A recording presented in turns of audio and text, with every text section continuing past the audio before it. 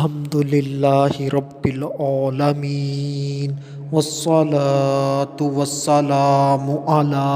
سید الانبیاء والمرسلین اما بعد فاعوذ باللہ من الشیطان الرجیم بسم اللہ الرحمن الرحیم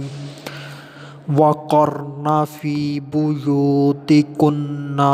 صدق اللہ العظیم۔ اور اپنے گھروں میں ٹھہری رہو۔ آج کا جو میرا عنوان ہے وہ ہے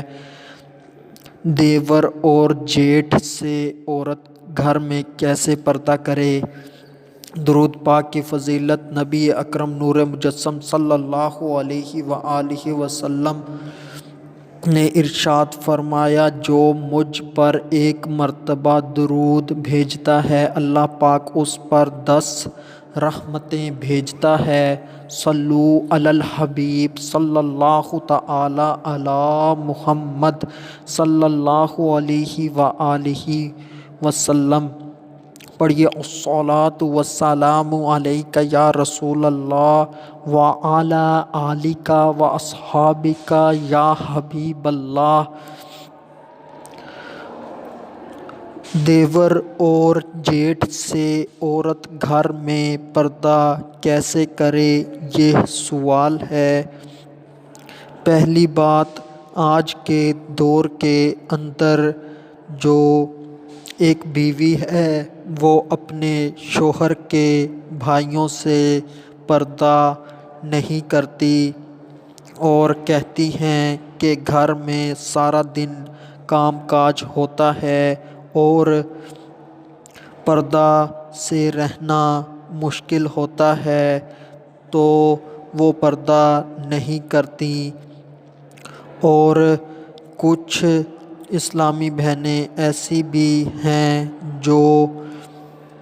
دعوت اسلامی کے ماحول سے وابستہ ہیں اور وہ پردے کی سخت پابندی کرتی ہیں، تو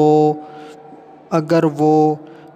اپنے سسرال میں جا کر پردہ کریں بھی تو ان کو طرح طرح کی باتیں سننے کو ملتی ہیں، یعنی کہ شوہر ہی کہہ دیتا ہے تم آئی بڑی سونی کہ تم پردہ کرتی ہو، تم سے اور زیادہ حسین عورتیں ہیں وہ تو پردہ نہیں کرتی۔ ایک بہن کا تو مجھ تک یہ پیغام پہنچا کہ وہ اتنی سخت پردے کی پابند تھیں کہ اس کے شوہر نے اس کے چہرے سے پردہ نوچ لیا، جیسے کہ ایک بلی چوہے کے اوپر اپنا پنجہ ڈالتی ہے، اسی طرح سے اس کے شوہر نے اس کے چہرے سے پردہ نوچ لیا۔ اور کچھ اسلامی بہنیں یہ کہتی ہیں کہ میں خوبصورت نہیں تو مجھ میں اٹریکشن نہیں تو اس وجہ سے نہیں کرتی۔ اللہ پاک نے جو پردہ فرض کیا ہے وہ تمام مسلمانوں کی عورتوں پر پردہ فرض کیا ہے، نہ کہ صرف خوبصورت لڑکیوں پر، بلکہ جیسی بھی رنگت ہے ہر قسم کی مسلمان عورتوں پر پردہ فرض ہے۔ اور جب گھر سے باہر نکلنا ہو اور روڈ پر ہوں، پارک میں ہوں یا یونیورسٹی میں یا بازار میں جیسے بھی، تو وہاں پر تو ہاتھوں کو بھی چھپانا ضروری ہوتا ہے۔ تو کچھ کہتی ہیں کہ ہمارے ہاتھ اتنے اٹریکشن والے نہیں، خوبصورت نہیں، اس لیے ہم گلوز یعنی کہ دستانے نہیں پہنتی۔ تو یہاں پر پردے کا تعلق خوبصورتی سے یا رنگ سے نہیں، بلکہ پردے کا تعلق مسلمان ہونے سے ہے۔ جو بھی لڑکی مسلمان ہوگی اس کے اوپر پردہ لازمی ہوگا، ضروری ہوگا۔ جو اسلامی بہن پردہ کرے گی اور پردے کرنے کے دوران جو بھی مشکلات آئیں گی، جیسے کہ اگر کسی بہن کو پردہ کرنے کا کہا جائے تو وہ کہتی ہیں کہ میرا دم گھٹتا ہے، مجھے سانس لینے میں تنگی آتی ہے، تو اس کا بھی حل ہے کہ بہت باریک کپڑے ہوتے ہیں جس سے جسم کی رنگت تو ظاہر نہیں ہوتی مگر اس سے سانس آسانی سے لیا جا سکتا ہے۔ تو کوئی بھی بہانہ نہیں چلے گا کہ پردہ نہ کرنے کے متعلق پردہ کرنا ہی ہوگا۔ اگر اللہ اپنے بندوں کے اوپر اس کی جان سے زیادہ بوجھ نہیں ڈالتا، اگر پردہ عورت کے اوپر مشکل ہوتا تو اللہ پاک فرض نہ کرتا۔ جب اللہ اپنے بندوں سے، اپنی بندیوں سے 70 ماؤں سے زیادہ محبت کرنے والا ہے تو اس نے پردہ فرض کیا ہے، تو اسے بھی معلوم ہے کہ سانس میں پرابلم آئے گی یا پھر گرمی لگنے کا بہانہ کیا جاتا ہے تو اسے بھی پتہ ہے، مگر اللہ نے پردہ فرض کیا ہے تو اس کے اوپر عمل کرنا ہی ہوگا۔ اب نبی پاک صلی اللہ علیہ وآلہ وسلم کی حدیث مبارکہ ہے، اس کے راوی ہیں حضرت عقبہ بن عامر رضی اللہ تعالی عنہ، بخاری شریف کی حدیث ہے۔ نبی پاک صلی اللہ علیہ وآلہ وسلم نے ارشاد فرمایا کہ عورتوں کے قریب جانے سے بچو، تو ایک شخص نے عرض کیا یا رسول اللہ صلی اللہ علیہ وآلہ وسلم، دیور؟ تو حضور پاک صلی اللہ علیہ وآلہ وسلم نے فرمایا دیور تو زہر ہے، یعنی کہ جو دیور اپنی بھابھی کے سامنے جاتا ہے وہ موت کا سامنا کرتا ہے، تو دیور کو بھابھی کے سامنے نہیں جانا چاہیے، اس سے بچنا چاہیے۔ اب جو سوال ہے، جو میرا موضوع ہے وہ یہ ہے کہ عورت گھر میں اپنے دیور اور جیٹھ سے پردہ کس طرح سے کرے؟ تو ان سے پردہ کرنا ہوگا ہر صورت، اور ان سے خاص احتیاط برتنی ہوگی کیونکہ یہ قریب کے نامحرم ہیں، اور قریب کا نامحرم زیادہ خطرناک ہوتا ہے بنسبت دور کے نامحرم سے، کیونکہ دور کا نامحرم آپ کے گھر میں بغیر اجازت نہیں آ سکتا، اور دور کا نامحرم آپ کے ساتھ گفتگو ایسے ہی شروع نہیں کر دے گا، اس کو بھی شرم آئے گی،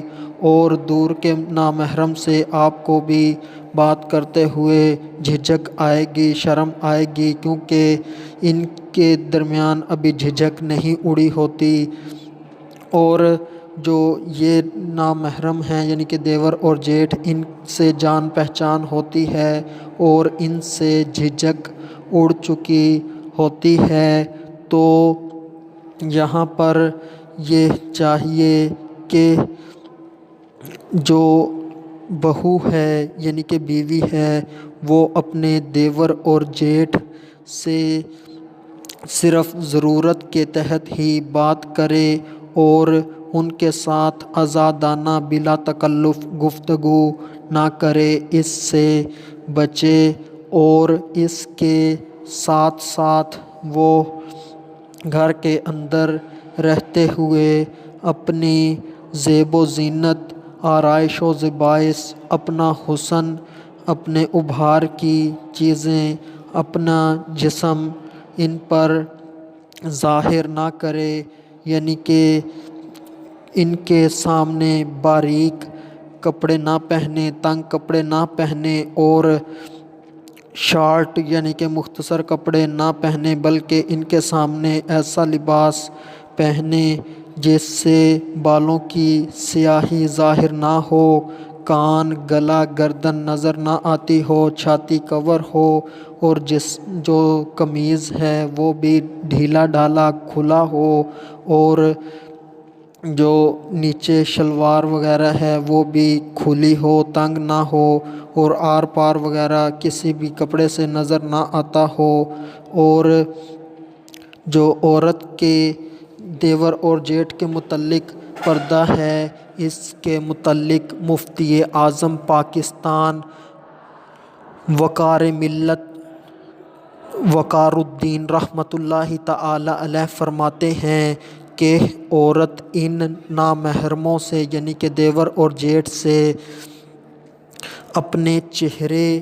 اور اپنی ہاتھ کی ہتھیلی اور پاؤں کے ٹخنے سے نیچے تک یعنی کہ یہ حصہ ظاہر کر سکتی ہے، اور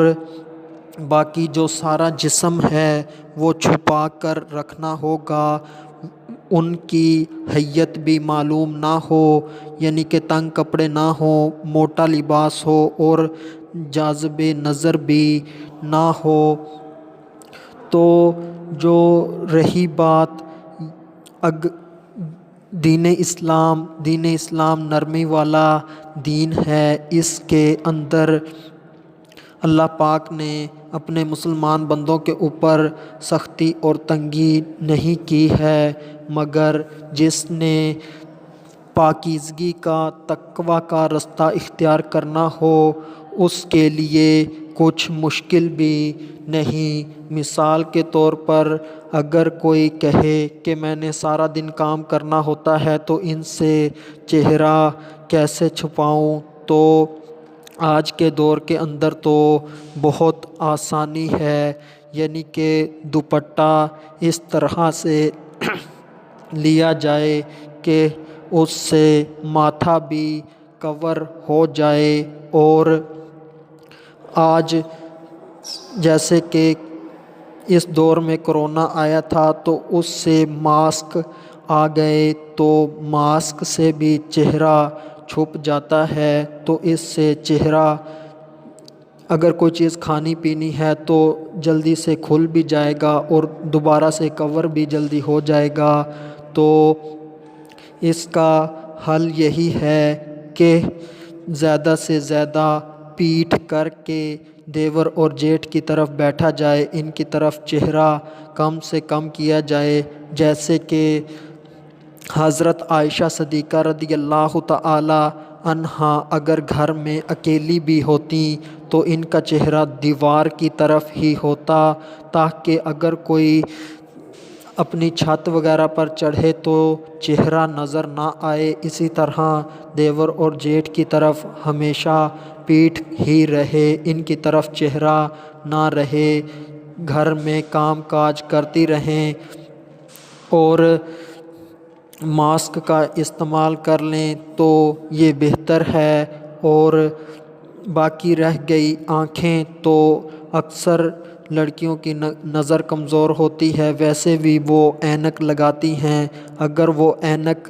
کلر والی لگا لیں یعنی کہ جس کے اندر کلر کا شیڈ آتا ہو تو اس سے آنکھیں بھی چھپ جائیں گی، اور جن کی نظر کمزور نہیں تو وہ ویسے ہی کلر والی اینک یعنی کہ گلاسز لگا لیں۔ تو یہ پاکیزگی کا رستہ ہے، یہ کوئی فرض یا واجب نہیں ہے۔ تو جس نے دین اسلام پر عمل کرنا ہو، پاکیزگی کا، تقوی کا رستہ اختیار کرنا ہو، تو وہ بہن یہ چیزیں اختیار کر سکتی ہے۔ اور رہی بات پاؤں کی تو وہ جرابیں پہن سکتی ہے، اور رہی بات ہاتھوں کی تو اگر اس کے پاس پیسے وافر ہوں تو ہر کام کے لیے گلوز یعنی کہ دستانے مل جاتے ہیں، تو جن سے برتن، کپڑے، یہ ساری چیزیں گھر کے کام کاج پہن کر ہو جاتے ہیں۔ تو آج کے دور کے اندر کوئی بھی تنگی یا پریشانی نہیں، ہر کام ہو سکتا ہے، بس بات اتنی ہے کہ عمل کا جذبہ ہو، پاکی کے، طہارت کے رستے پر عمل کرنے کا ذہن ہو تو ہر کام ہو جاتا ہے، اور جس نے عمل نہیں کرنا اس کے لیے لاکھوں بہانے ہیں۔ تو اللہ پاک ہدایت عطا فرمائے۔ تو ایک حدیث مبارکہ کے اندر ہے کہ جو شخص کسی اجنبی عورت کو شہوت کی نظر سے دیکھے تو اس کی آنکھوں میں کل بروز قیامت پگھلا ہوا سیسا ڈالا جائے گا۔ تو جو دیور اور جیٹھ اپنے بھائی کی بیوی کو یعنی کہ بھابھی کو شہوت کی نظر سے دیکھتے رہتے ہیں تو ان کو اس حدیث سے عبرت حاصل کرنی چاہیے اور اس گناہ سے فوری توبہ کر لینی چاہیے۔ دیور اور جیٹھ کو چاہیے کہ کم سے کم ان کی طرف دیکھیں، نظریں جھکا کر رکھیں اور اپنے علیحدہ کمروں میں ہی رہیں، اور بھابھی کو بھی چاہیے کہ کم سے کم ہی ان کے سامنے ہو، اپنے کمرے میں ہی رہے۔ آج کل تو attach bath room, attach kitchen کا زمانہ ہے۔ جو امیر لوگ ہیں تو ایک ہی کمرے کے اندر سارا کچھ ہو جاتا ہے، تو یعنی کہ صحن میں برآمدے میں آنے کی ضرورت بہت کم ہی پیش آتی ہے۔ تو ان کو چاہیے یعنی کہ دیور جیٹھ بھابھی آپس میں چاہیے کہ یہ گفتگو بھی کم سے کم کریں، بلا تکلف گفتگو نہ کریں، کیونکہ آزادانہ گفتگو کرنا بلا تکلف ہو جانا یہ گناہوں کی طرف لے جاتا ہے۔ یہ خطرے کی مسلسل گھنٹی ہے۔ آج صرف باتیں کرتے ہیں، کل جسم کو چھوئیں گے اور اس سے اگلے دنوں میں پھر یہ شریعت کی حدود پار کریں گے، یعنی کہ بدکاری کی طرف چلے جائیں گے۔ تو اس سے بچنا چاہیے۔ اور نبی پاک صلی اللہ علیہ وآلہ وسلم کی حدیث مبارکہ بھی ہے کہ آنکھیں زنا کرتی ہیں، یعنی کہ جو مرد یا جو عورت کسی مرد کو یا کوئی مرد کسی عورت کو شہوت کی نظر سے دیکھتا ہے تو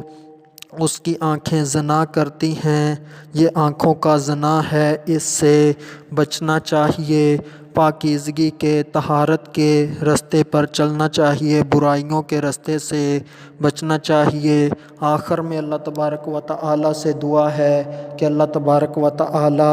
ہمیں نیکی کے راستے پہ چلائے اور گناہوں کے راستے سے بچائے، دین اسلام کے اوپر عمل کرنے کی توفیق عطا فرمائے،